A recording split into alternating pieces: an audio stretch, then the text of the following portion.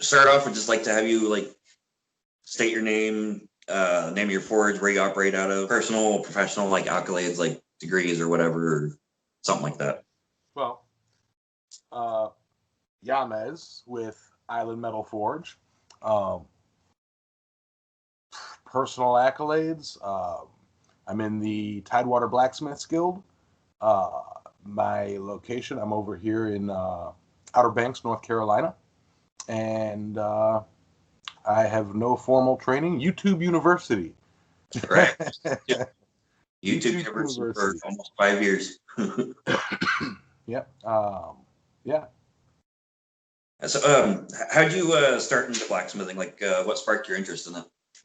Well, my interest was actually sparked, when I was a child. I read the books, the Alvin Maker series by Orson Scott Card, and the Wheel of Time by Robert Jordan. Growing up, I read those, and each of those prominently feature a main character blacksmith, or a Okay. blacksmith is the main character. Um, in the Alvin Maker series, it's like a fantastical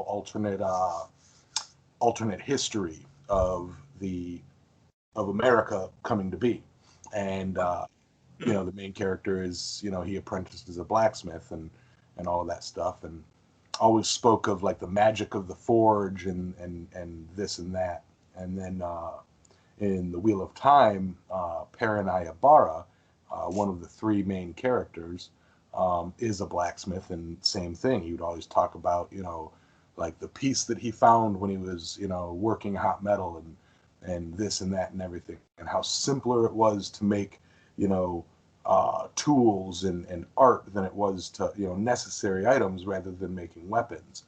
And, Yeah. so it was just that emotion about forging done by two very well written authors that got me interested in it. And I always wanted to do it. But I lived early on, I lived in suburban Chicagoland, and lived in an HOA, and they did, it's like you can't do anything in an HOA in that area. And so it didn't even occur to me to do it because I knew I wouldn't be allowed to. Well, then I lived in the lower Florida Keys, Key West, Big Pine, and I suppose I could have done it in Big Pine. I lived down there in the Keys for about 10 years, and Key West, you're cheek to jowl. It's like uh, your neighbors on either side are there and there.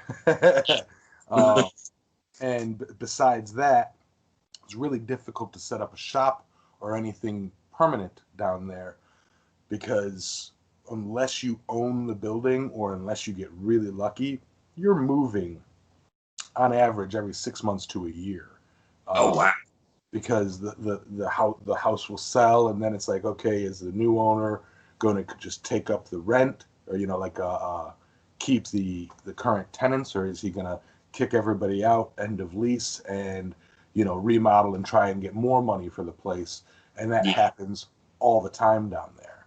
So there's really no, unless you get lucky, there's really no permanent stability. So it was unfeasible for me to do it. Now I do know that down there is a blacksmith, I believe, Theo, who does like the pirate reenactment blacksmithing at Fort Zachary Taylor. Um, That's I I never got a chance to check him out because whenever they did it, I was busy working. But um, but yeah, so there is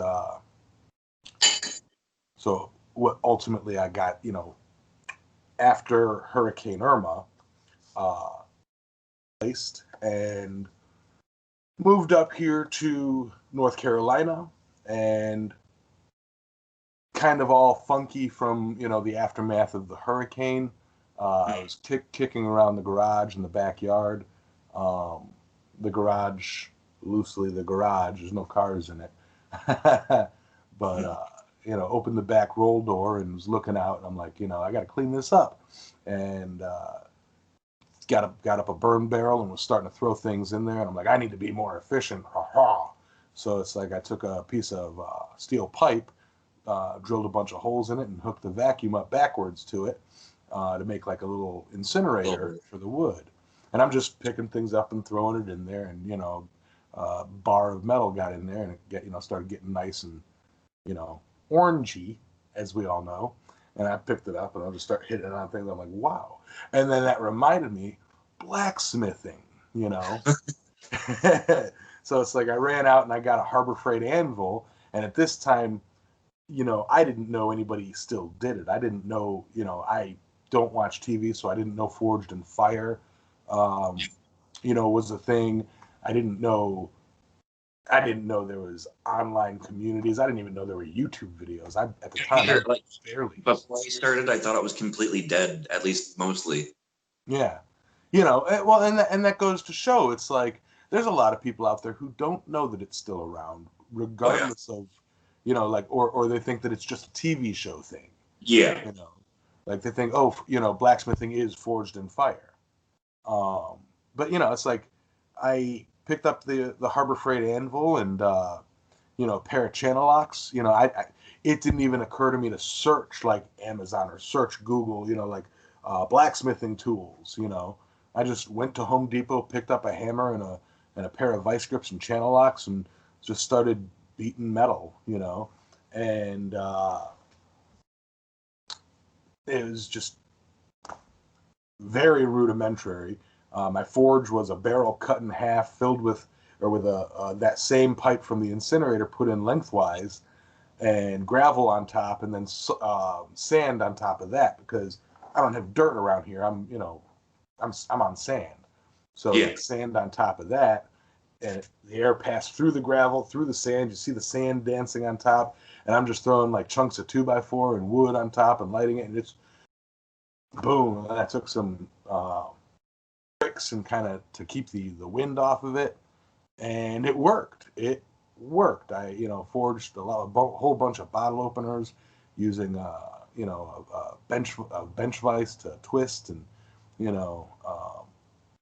it worked out very well. And then I started looking up stuff, just to see if I can find any more info. And that's when I found the communities. And, it was like, oh. Right. It's like when you finally get into it and tap into the community, it just opens up an entirely different world. Oh yeah. Yeah. If you start this without knowing anything about it, and especially without any guidance, once you actually learn what you're doing or what other people are doing, it's like a light bulb goes off, like, oh, I can do this instead of that. This works, but you know what? This works better and is cheaper. So I tell you, that sand forge, it was messy. There's still sand all over the place from it. It's a messy. It was a mess to do. It was a mess to deal with, but I didn't care because I was having fun. Right. Yeah. My first forge, you can actually see the picture on Instagram. It's our very first picture on there. But my forge that I built when I got started was out of a kitchen sink. Nice. And a little barbecue chimney for the blower tube. And that was it. I actually did think about that. I have a stainless steel double sink in my in the back scrapyard, and I was planning on switching from the barrel to the kitchen sink, and doing a quench tank in one side or slack tub in one side, and the fire in the other side. Quench tank on one side was something I didn't think of. I had used the second half to put my charcoal in, and quickly learned that was a terrible idea. Yeah. Well, and that's what I was thinking. I was thinking, water right next to it in case the fire gets out of control. Keep in mind, at this time, I had no idea that, proper fire depth to maintain the proper fireball size, depending on what projects you're working, this, that, everything else. I had no idea. Fire, air, metal hot, water, exactly, in case it gets out of control, and that was a plan. But then, like I said, I was online, I thought like, I and I searched kitchen sink as to turn into a bathroom blacksmithing forge, and that's what opened up websites like iForge Iron, YouTube groups. YouTube Smiths that do the different things that I had no idea existed. I used YouTube for listening to music, and barely, because I used Pandora, so I barely watched YouTube. Yeah. But just trying to figure out how to get a kitchen sink to work led me to the right answers to my questions. Yeah. Like, to some people, blacksmithing is like a hobby, it's a career, or it's like a lifestyle.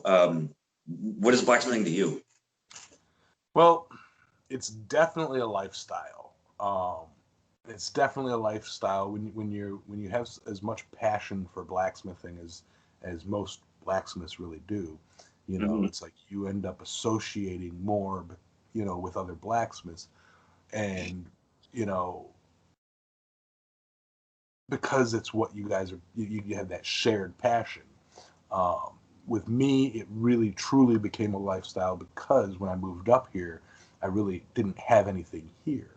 I had my my family and the electrical company that I work for and all that stuff. But social life, I had nothing.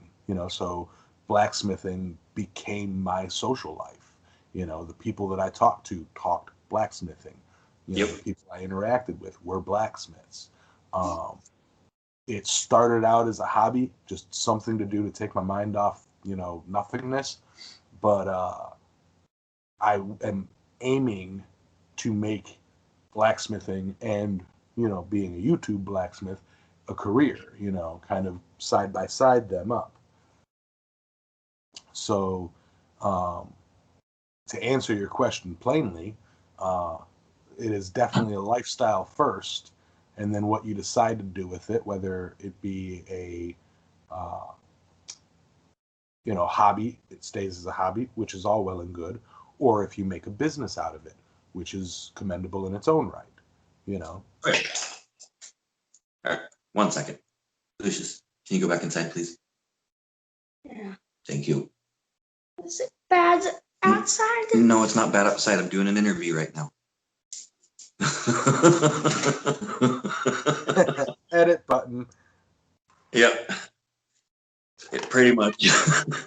But yeah, it's kind of how it started out for me. Was like kind of just a hobby to essentially just something to do while I figure out what to do after I had been in a band for like 10 years, and that just kind of plopped into nothing.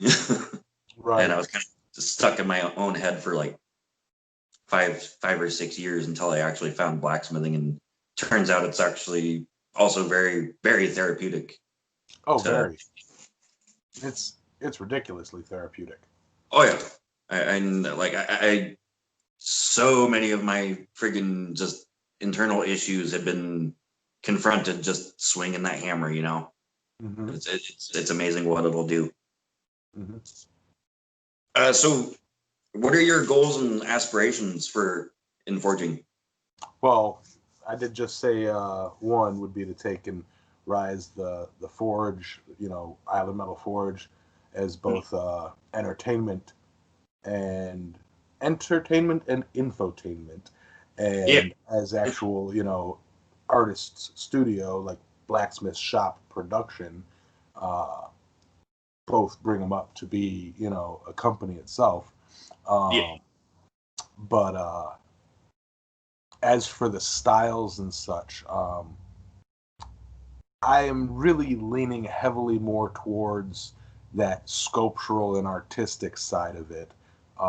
One of my goals, sculpturally, if that's a word, I would like to create full-sized palm trees out of metal, and various tropical decor, bamboo, palm trees, coconuts. I'd love to do shells, Yeah. but to create in, something that lasts forever, uh, to recreate something that lasts forever, an image of something that is temporary.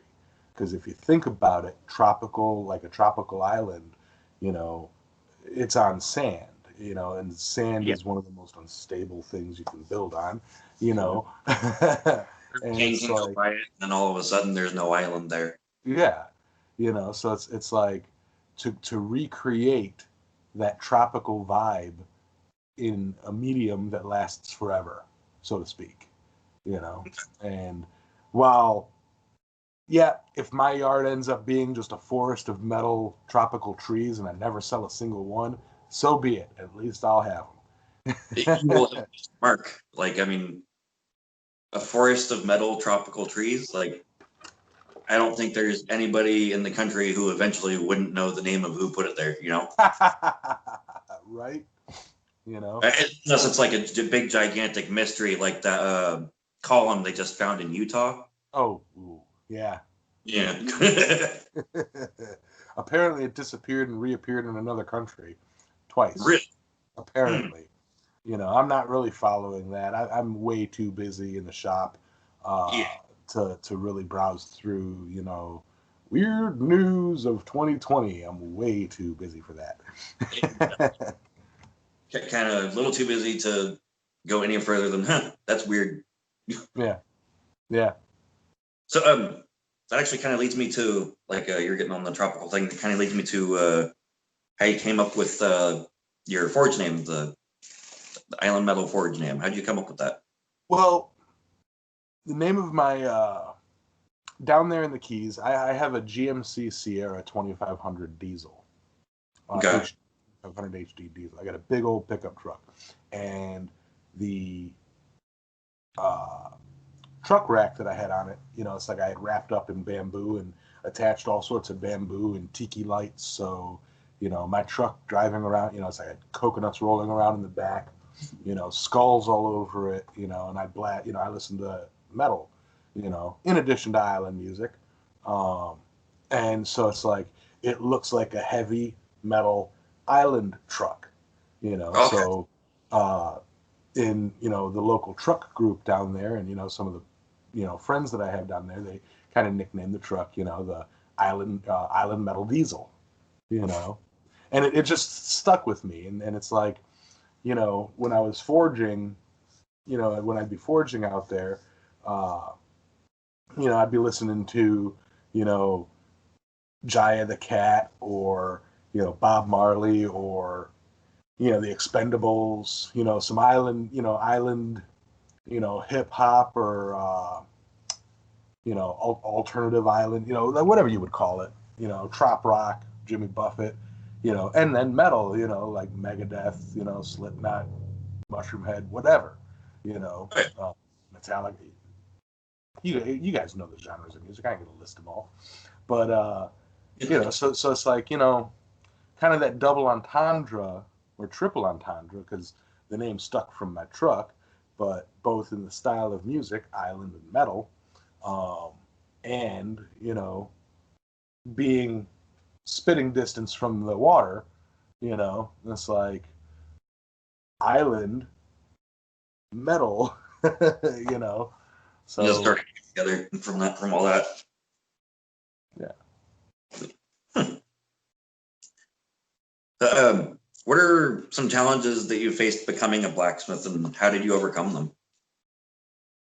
One big challenge has always been time. Mm-hmm.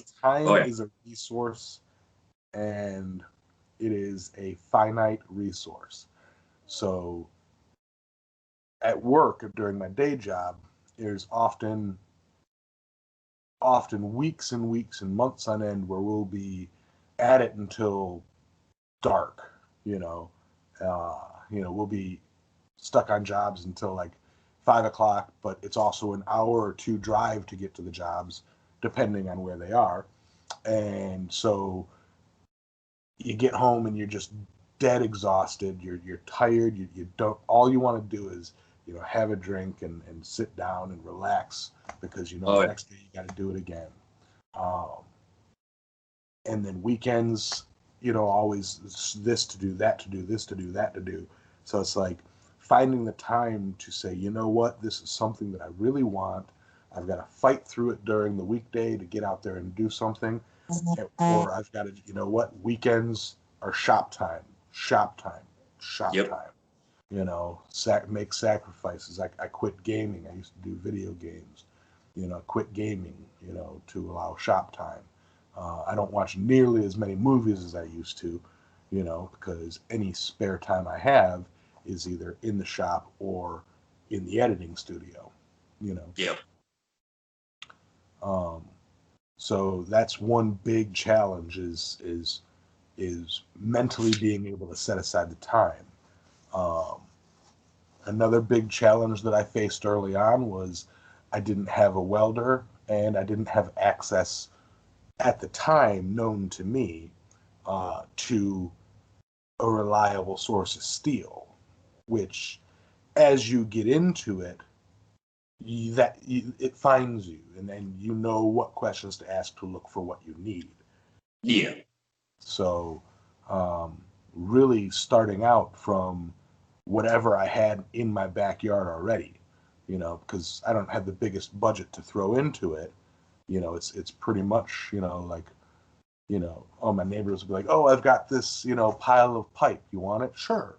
Oh, I've got the, whole bunch of old, brake drums. You want them? Sure. I'll, put them in the pile, see what they can do, Yep. So it's like, Absolutely. over time, just trying to gather metal to do the stuff that I have up here, And the material can sometimes be exhausting, Mm-hmm. especially if you don't know where to look. When we started out, that was one of the first things that I kind of dedicated myself to, just mostly to, save my money.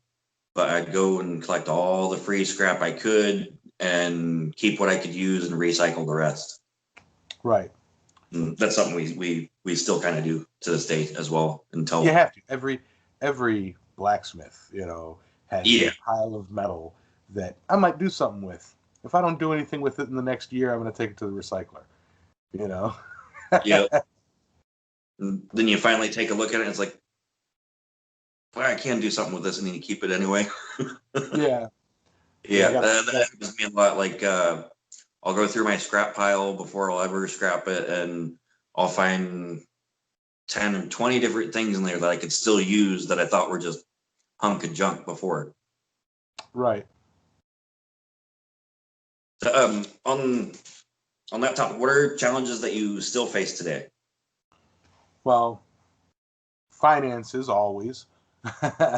Yeah. Yeah, finances always. But it's not so terrible as of late. I've begun selling items, so uh, the hobby the hobby currently can now start making money for itself to make that transition into being a business. Um, but time, again, always a major issue. Um, there are some days that you're just worn out from work, but dang it, you got some orders to fill, so you gotta, buckle up and get out there. Um, but one big thing that really is, I hate to say the word holding me back because, nothing can really hold you back. It's just you got to do something about it. Is organization. And like the shop that I'm in right now it's a 30 by 40 or 30 by 50 shop. Mm.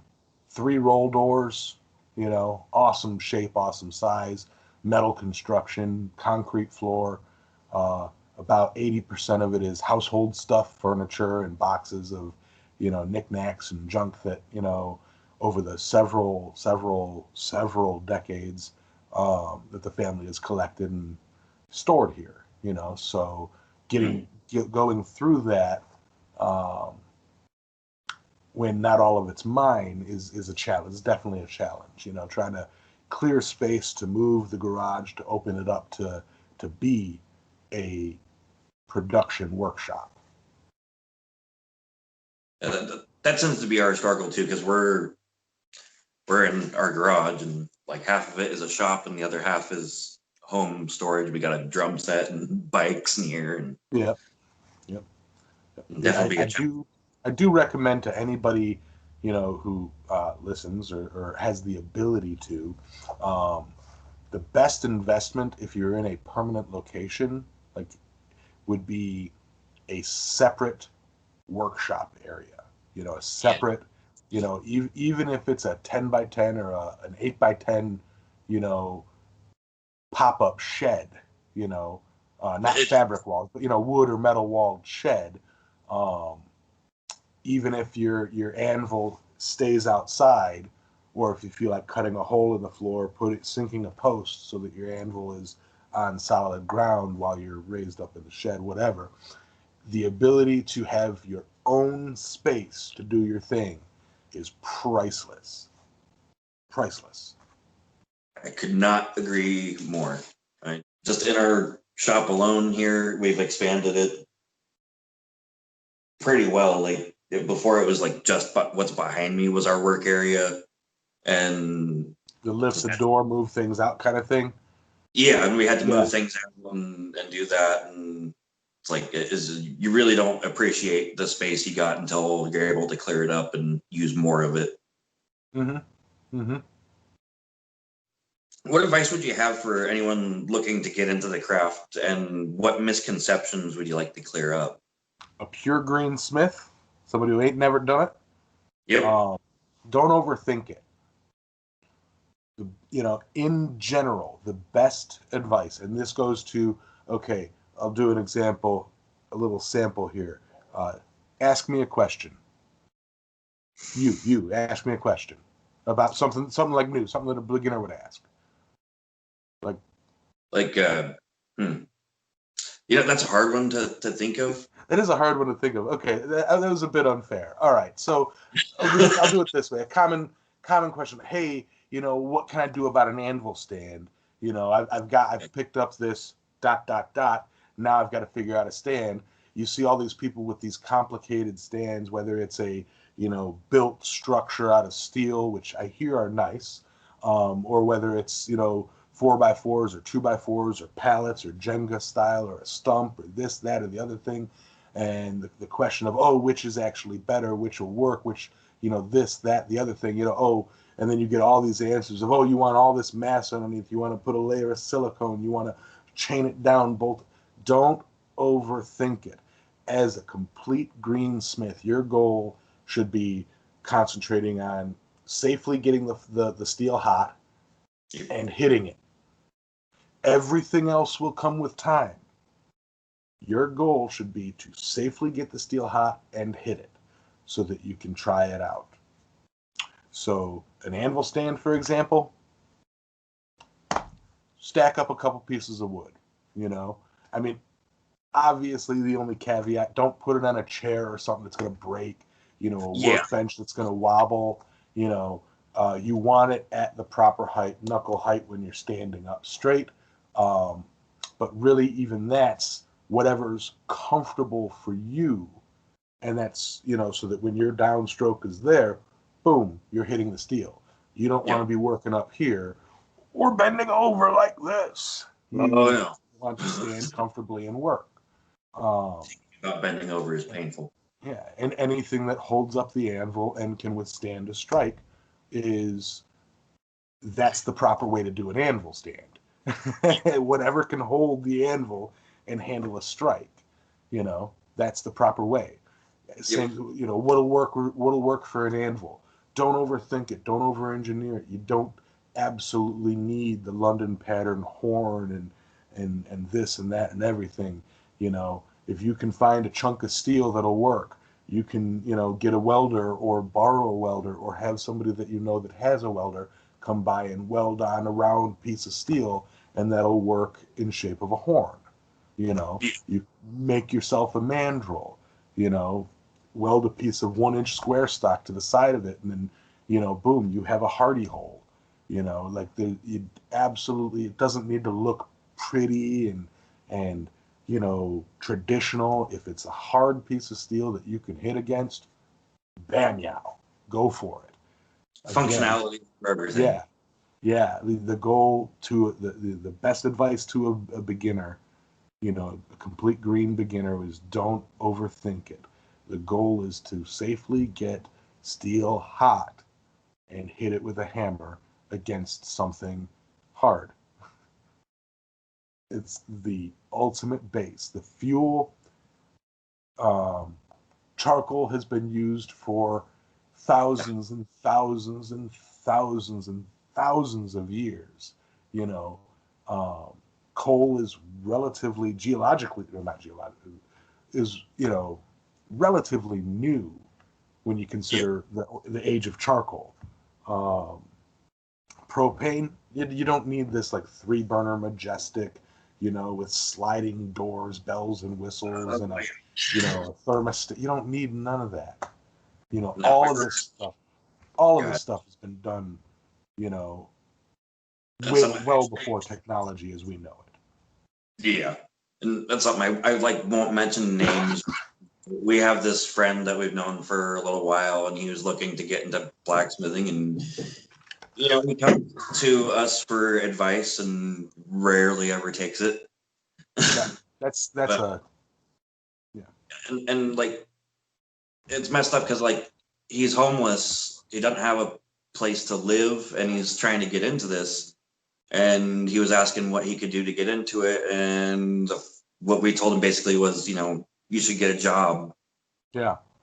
And get a place to actually do it before you start. That goes to a good point in any craft. Yeah, exactly. You take care of yourself first. It's like priorities. It's commendable if like blacksmithing is your main priority, but if everything else is falling apart in your life, you need to stop to take care of that. Exactly.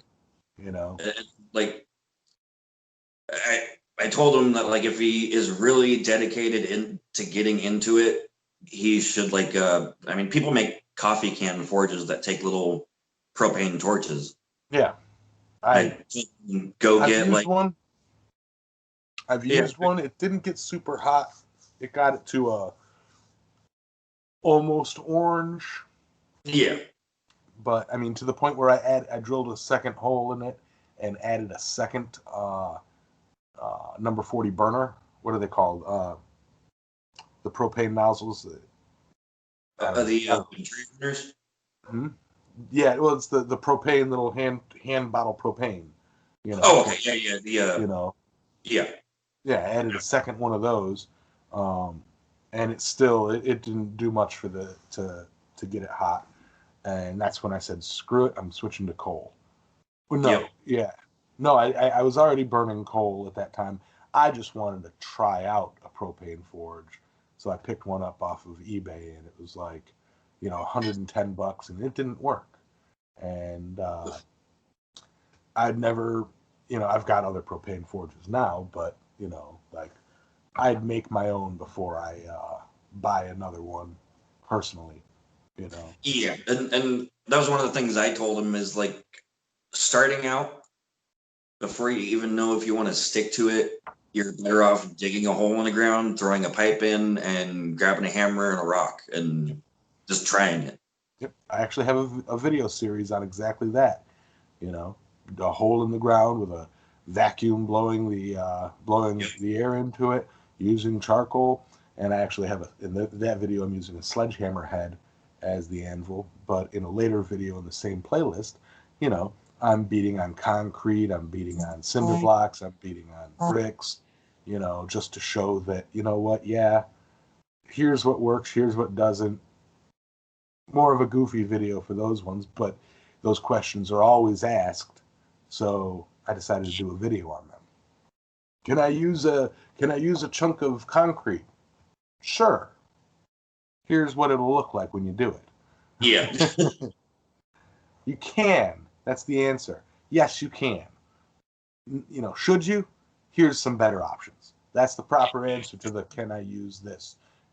There's never a resounding no. There's always a yeah, but here's other options that might be simpler. Yeah, that's something that totally reminds me of John Switzer and how he does his videos. It's like there's another thing Carolyn mentioned in our previous interview is like at the end of the video he's like, this is just one way you can do it. Mm-hmm. If you can figure out a better way or a different way to do it, that's okay too. Mm-hmm. Mm-hmm. And Yeah. there aren't any specific options that are really objectively the best that I've found. Yeah, that goes into another, bit of advice to new smiths and beginner smiths.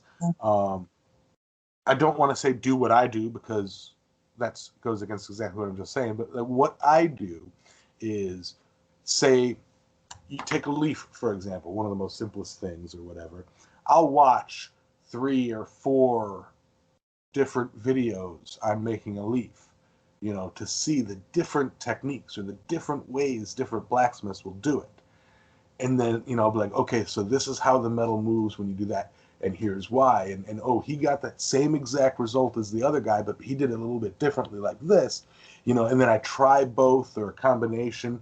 And as long as you get the idea of how the metal is going to move when you hit, point A to point B, you can kind of come up with your own comfortable way of doing it, So if you watch multiple and you pay attention, you can, you can learn a lot. Yeah, absolutely. And that was, like you were saying, YouTube University. Mm-hmm.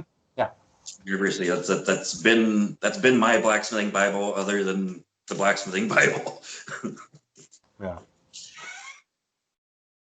Yes. Are you done? No. I'll let you know when I'm done. Not too much longer, okay? But what's blacksmithing brought to your life? What has blacksmithing brought to my life? You're asking the hard-hitting questions. I thought this was going to be a fluff piece. Now, what has blacksmithing brought to my life? Well, meaning would be too cliche, because, well, that would go into answering the question of what is the meaning of life. Everybody knows it's 42. But Exactly. It has brought me kind of a purpose, and it has given my life focus. It's taken me from just a wandering person. Mm-hmm. It's like, oh, I feel like living here. No, I feel like living there. No, I'm going to go over there. No, I'm going to go over here. Bouncing between hobbies, careers, this, that, the other thing, as I make my way through life on this spaceship Earth and all that fun stuff. It's given me something to, what? This is what I'm going to do. It's given me something to stop and focus on. And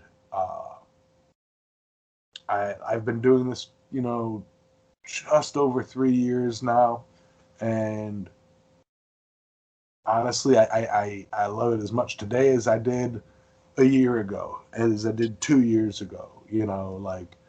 Because every time I get out there and I really focus on another project, or on another technique, I increase my skill that much, and I look back, I go, I can apply this to that, which I was struggling with that. So now this will work, and I can make this look better. Right. So constantly improving to ultimately leave something but a bit of permanence behind. That's one of the things I really liked about your Forge Around the World book idea. Like, I heard that and I was like, man, I gotta get in on this. I gotta get my stamp in there. Right. Like, Yeah. Yeah, that will be making its round. I believe as of the recording of this video right here, John Switzer over at Black Bear Forge currently has it, and I believe that Tim over at Big Dog Forge will be receiving it next. Okay. These are, I'm kind of the way I'm looking at it right now is these people that are getting it right now are like some of the busiest people I know, and I don't want them to miss out. So let it slowly get around, at the start, and then once it makes its way through, it'll pick up momentum and just boom, boom, boom, boom, boom. It'll pass around in America and then ship overseas, pass around another country, and then ship again, and then pass around. And if I figure if every 10 or 15 Smiths who get it then pass it on to me so that I can log it, check it, and do any sorts of repairs to it, and then send it on to the next person, So, yeah, that's kind of the plan with that. And, I'd love for you to get your stamp in it, I will gladly wait my turn. Patience is key for a project like that. Oh, absolutely. Absolutely. For almost any project. Mm-hmm. Well, actually, for every project I've come across so far, I've had to be extremely patient with it. Yeah. But yeah, the only thing I hope is that nobody gets to the binding before I do, because I had a pretty cool idea for that as far as the binding goes. Have you seen? Well, I would hopefully assume that most people have seen it, but do you remember like the Book of the Dead from the Brendan Fraser Mummy movie? I know what you're talking about. I just can't place the binding. But the binding on it, it's like a rod, and each page has its little hinge to it, and it's layered, so it opens up. You have like the outer hinges opening, and then so on, and until it gets to the center. I'm thinking something kind of like that for the hinges, but okay, I don't want to. And that's the kind of thing with the book. It's like in the Forge Around the World group, go ahead and share that idea. Say, hey, anybody here's my intentions when the book comes to me. I would like to update that, binding. And somebody may be thinking, you know what, I've got an idea for the binding, and then sees, nope, let him do it. That'll look so much better. And vice versa. Somebody may go, you know what, this may be a better, and it opens up a discussion about the book and plans for the book. And that's the purpose of that group, is to kind of, so people can share their ideas about it, so that it can share its journey, and so that there's no surprises. If you have an idea for it, it shouldn't be, no, this is my idea, nobody else do it. It should be, here's what I intend on doing it when I get it. If you guys could please leave that to me. I got that project. Boom, boom. That'll open up the decision or the discussions on, like, well, what about this as an idea for the binding? What about that for the idea? And, it fleshes itself out, Yep. Like, because I just made it and sent it out. What happens to it the only real rule about it is I'd like it to be documented on its journey, Yeah. Kind of a roaming gnome of the blacksmithing world, so to speak. And also don't do anything that could damage the stamps, the touch marks, Yeah. It's like, if you can torch it and just heat up one spot, do it, Yep.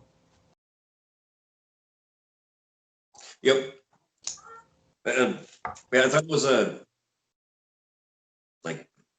just a big chance for, I guess, communal immortality is the best way to put it. Yes. And I just absolutely love that idea. Close the door. In full disclosure, I'm sure, I know that ideas like this isn't an original idea. This isn't, on a worldwide, anybody, with, a forge can enter kind of thing. I can't think of anything as big in the past. I know currently there's the Blacksmith's Family Tree project going on, but where you forge a leaf and send it to, if you search it up, you can find it. It's really cool. Forge I'll one have to and send it in, and it'll go on a tree sculpture. Um, that's all in the works right now. But I have heard stories. Roy had told me about a group that he knew that they passed around a sheet to be stamped and this and that and everything. Different things that groups of friends or that at hammer-ins would do, or and then pass it around to the next hammer-in and things like that. So the idea behind it is not an unheard of idea. It's a new face of an old concept sort of thing. And then new face of an old concept, and seemingly to me a new way to execute it. Right. Yeah. Yeah. And a reimagining of, a common thought, and yeah. But just, that's something I'm really, really excited for in the future, is to get the stamp in there. Right. Absolutely, for sure. Did you have any questions for me? So I know that you do your forge out of the garage. Yep.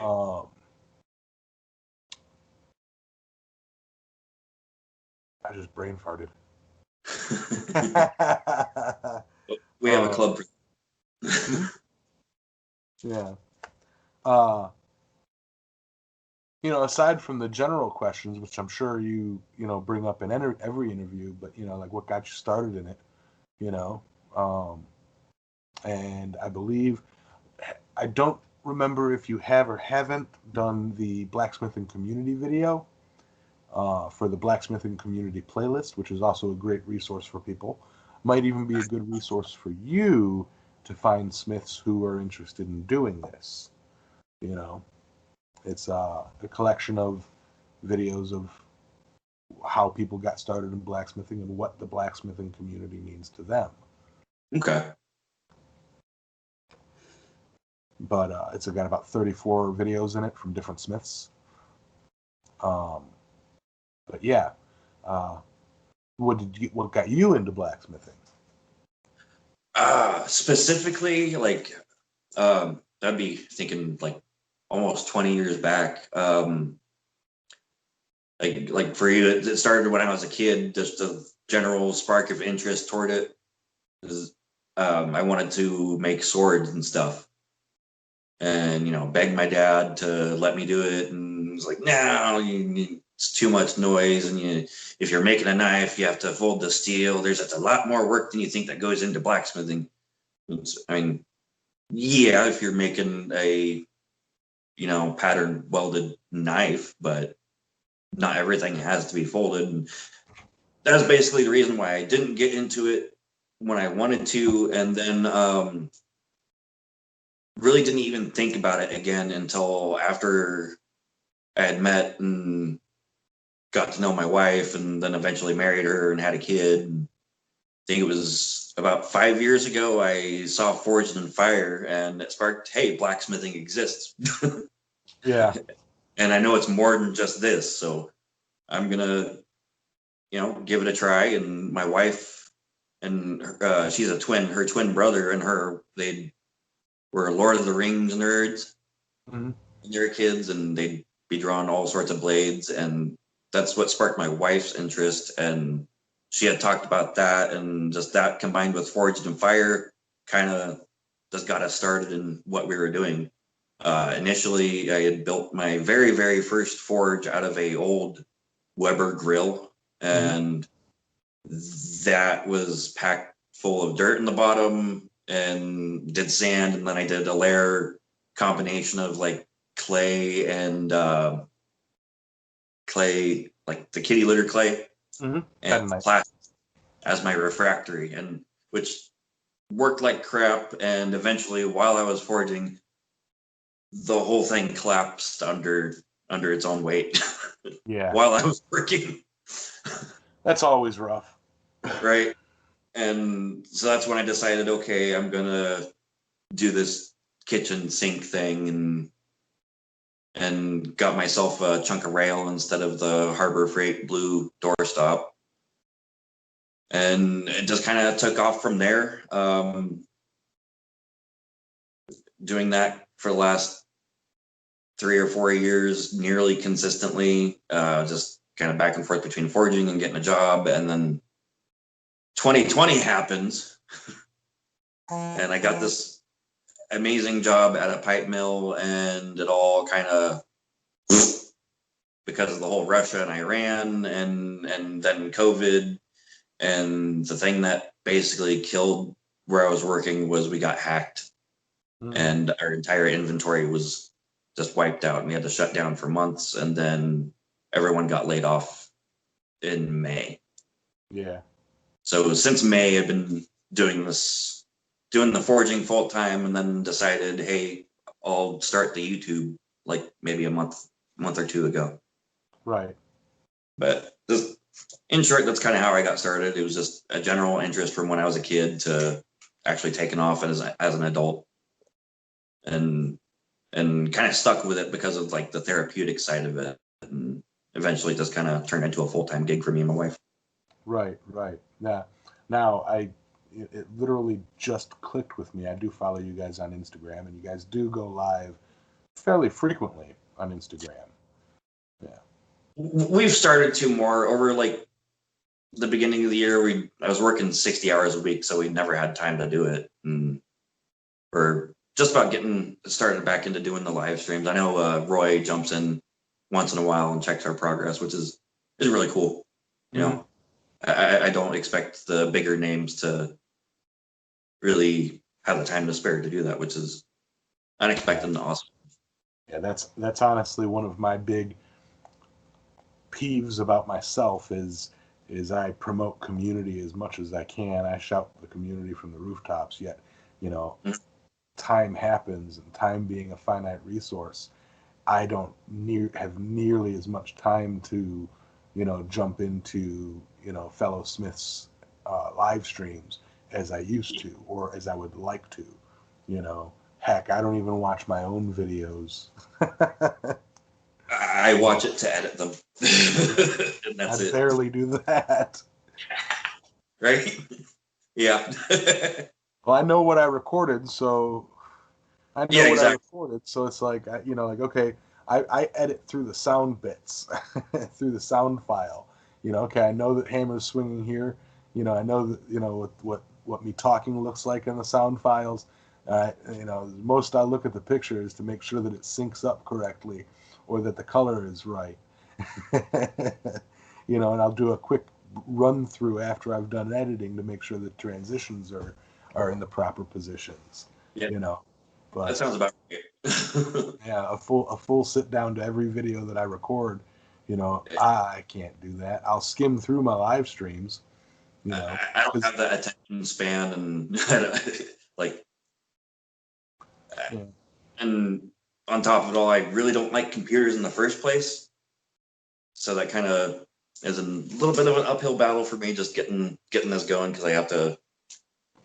Well, I will tell you, if you are going to be, you know, if you do want to move forward and move up with YouTube, you're going to have to familiarize yourself with computers.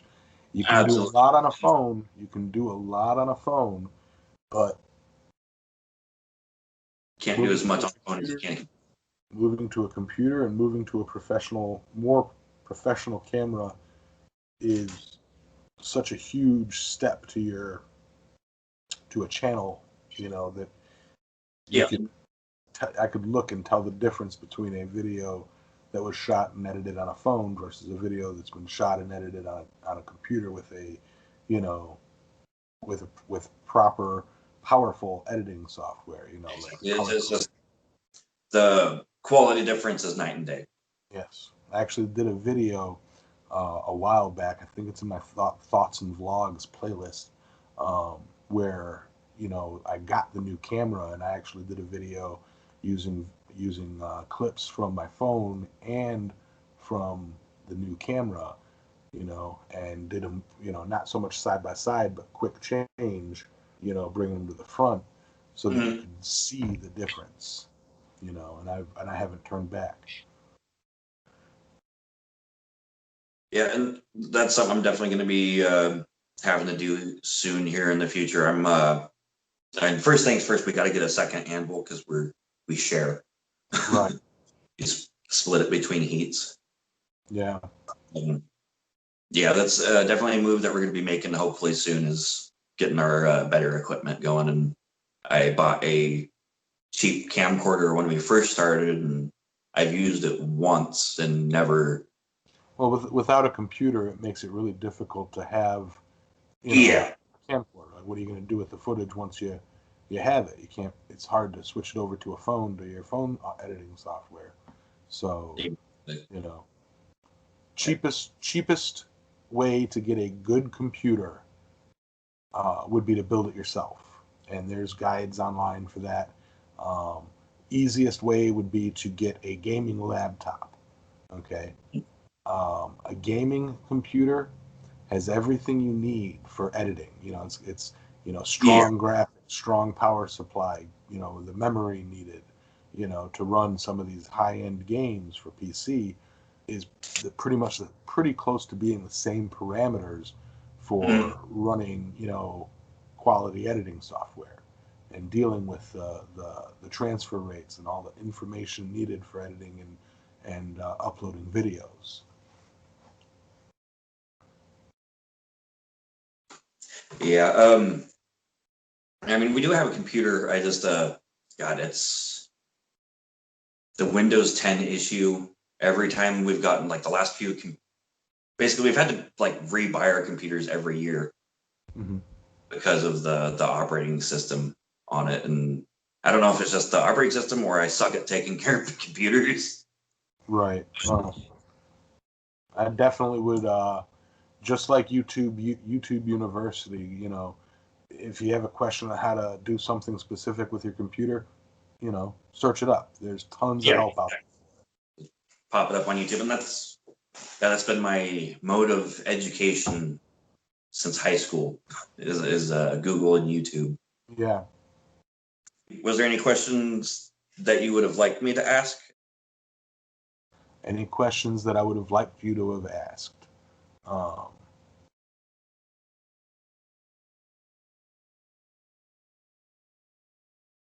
I'm not that creative. Yeah, neither am I. um, There's a I throw that in there just kind of as a just in case. There's Maybe something else I wanted to talk about. Yeah. yeah. Yeah. Honestly, I can't think of much else. Uh, without repeating things that I've already said. You Yeah. know, um, about my YouTube channel, they know. People know Yeah, about it exactly. already. So it's like, um, yeah. I can't. I honestly can't think of any other, questions for just a cursory interview. Now if you were interviewing me about something ultra specific, like a certain project or a certain, you know, uh, aspect, that'd be different. Then sure, probably go hours on a subject. I bet. Me Yeah, too. for a cursory "Hi, I'm Yamez" interview, I think you kind of covered everything. Yeah, and that's what I figured. And like last thing is just a wrap up, name Ford's name, and like where people can find your work. Which obviously, I Yeah. think majority of Um, the community know where to find that. like I said, Yamez at Island Metal Forge. You can find me on Instagram. I don't post there regularly. Now, it's more like when I take a good picture and I think, oh, that'll be cool, and I put it up. But most of the pictures I take are for, thumbnails or for, showing a friend something real quick. So it's just a picture of my grubby hand, you know, like here's the progress on this thing. So my Instagram is pretty much, just I think something will look cool on camera, so I'll put it on camera and put it on Instagram. My Facebook, Island Metal Forge at Facebook, it's really more of an announcements page of this is what video recently came out. This is what, I'm thinking here. This, the real meat and potatoes of the Island Metal Forge social media is the YouTube channel, which I do live streams every Saturday night, 6 p.m. to 8 p.m. Eastern, where it's just live forging demonstration and just hanging out in the community. And then every Sunday morning at 10 a.m. Eastern, I cover Big Dog Forge's Blacksmith's Church. And I call it the Sunday Gathering.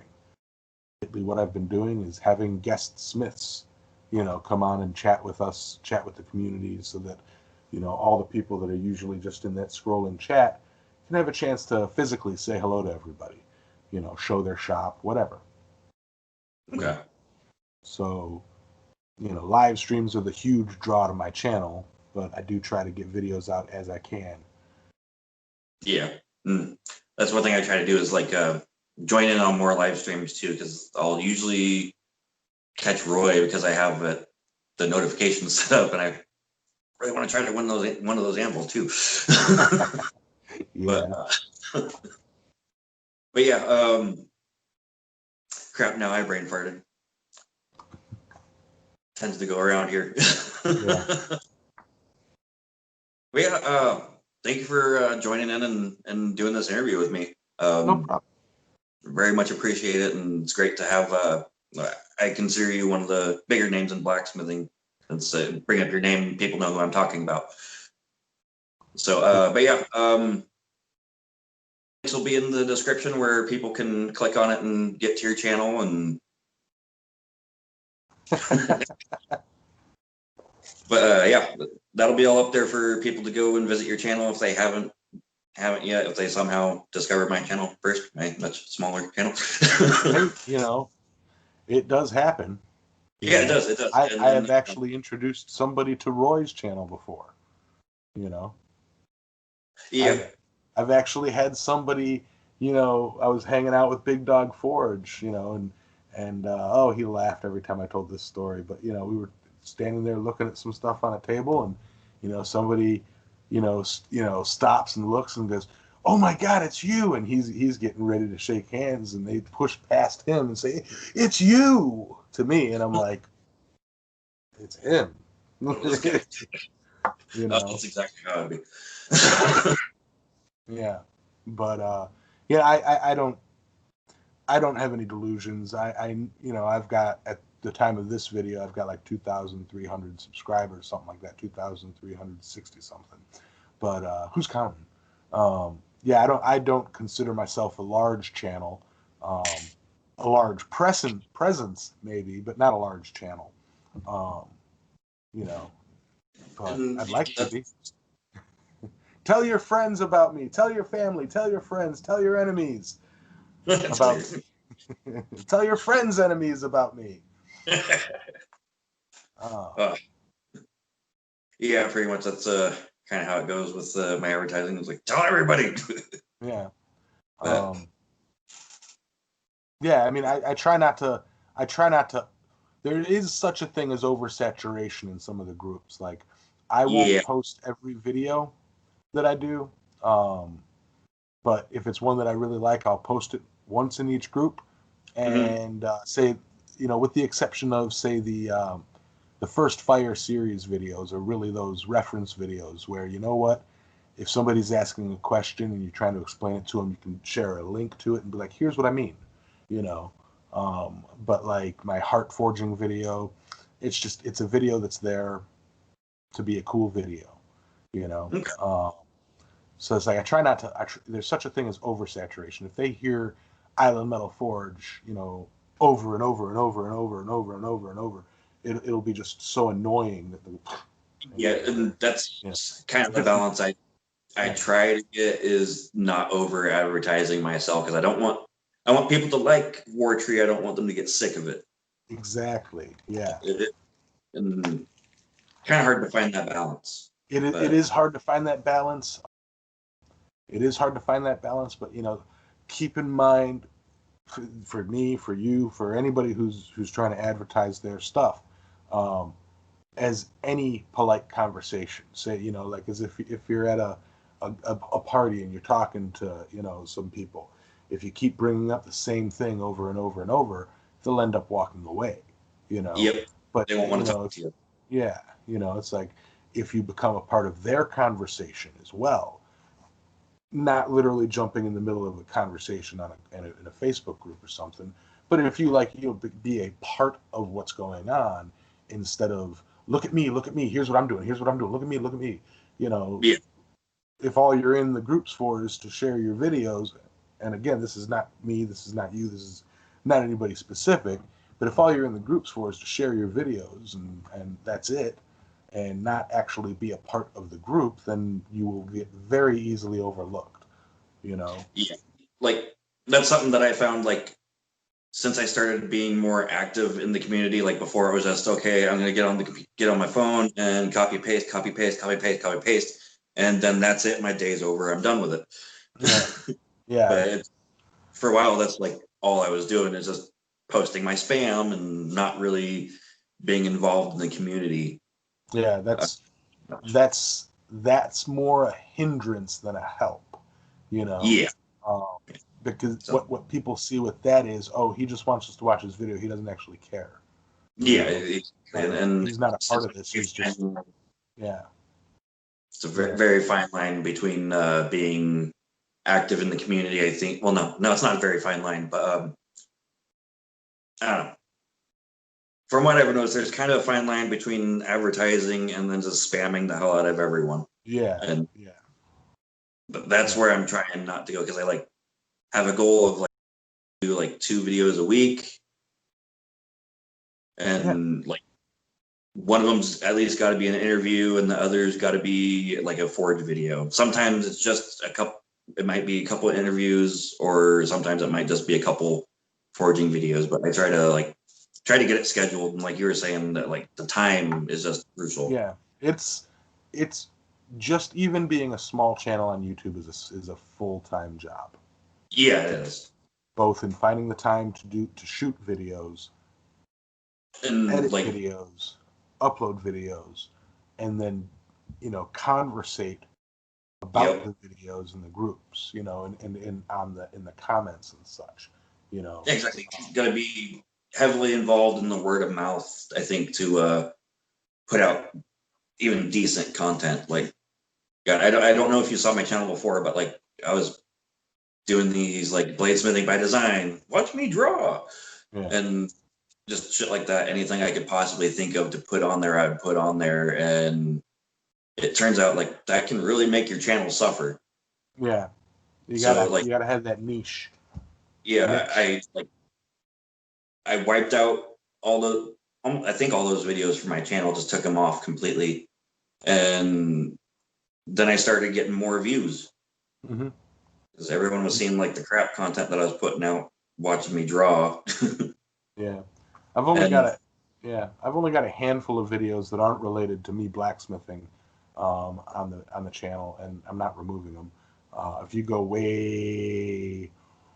way back to my earliest videos, you'll find, you know, like the zombie ride Key West, the zombie bike ride Key West. You'll find, I think, you know, a couple of clips of lightning over Big Pine. You'll find, I don't know if Foggy Drive is on it, but Foggy Drive is a clip I recorded 10 years ago of, well, driving in fog. And it was just a neat thing that that was before YouTube was like this big share site that it is now. It was more of a place to save videos and share them with your friends and family. You know, yeah, so it's like that was that's all my earlier videos are that, including my largest and most popular video of all time, with well over 200,000 views right now. wow, You know, for a small channel, that is wow. Um, yeah.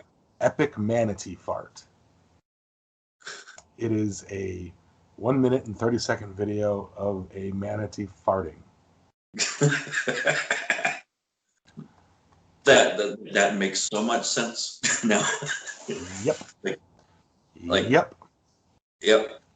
It's a change from the cat videos, but Basically, you know, best advice to you and any others wanting to start a YouTube channel is know that it's a lot of work, expect that it's a lot of work, You can start small with just bare bones essentials, just like in forging. A cell phone camera and uploading unedited videos. Then moving to getting some, editing software for your phone, to then using your laptop, computer, and then saving up and getting, proper stuff, mics, cameras, lights, I have one of my subscribers and buddies from Facebook, Chris Ballard, sent me a green screen. I'm trying so hard to set up an area to set up the green screen. It's a huge green screen, professional green screen. And just to play with. I want to build like a mini, I want to build like a set of my shop, but bigger, so that I can create like a tiny me joke. That's I want to build like a big version of my crank blower, and then get recordings of me going like this behind it, and then superimpose me, tiny on my full shop while I'm sitting there trying to stop twisting that. You're giving too much air. No. Just to do stupid stuff, I had a similar idea that was kind of stupid. I thought about like just in one of my random forging videos, kind of like, how people talk about like the little people in the walls who take your shit and hide it and put it in other places. I want to do something like that would incorporate the little people that hide in your walls to like watching me forge, where I don't know they're there, but they know what I'm doing, and they're kind of doing a commentary over it. Yeah, get like when a footage of like down low. Yeah. Looking up at you guys, and green screened that with you and your wife dressed up all like borrowers style, talking, commentating. And here I think he's swinging that big metal thing against that other big metal thing. Oh, watch out! That flaming stuff from the sky is falling. Right. But do a little thing of us being like, yeah. Yeah. But definitely green screen. Just to do green screen. I like doing stuff properly, and to do green screen properly, without it looking like a bad, 80s or 90s car commercial. Car lot commercial. But without, it's like you have to. I know that there's like a 3-point lighting system that you need to do for proper green screen editing, and that is, you need a set of lights of a certain temperature directly above the green screen shining down it. You need one light shining up to you, and then one light off to the side shining, to one side or both, shining behind you on the green screen, so that any shadow is removed. So that there is zero shadow behind you, and it's all lit with the same temperature, so that it's a solid green instead of being a gradient that you've then got to go and pull it out. That's what creates that like floating head look, not necessarily a floating head, but I could actually show you what a bad green screen would look like right about now. Here is a bad green screen setting. Oh, wow. Yeah. That is what improper lighting green screen would be,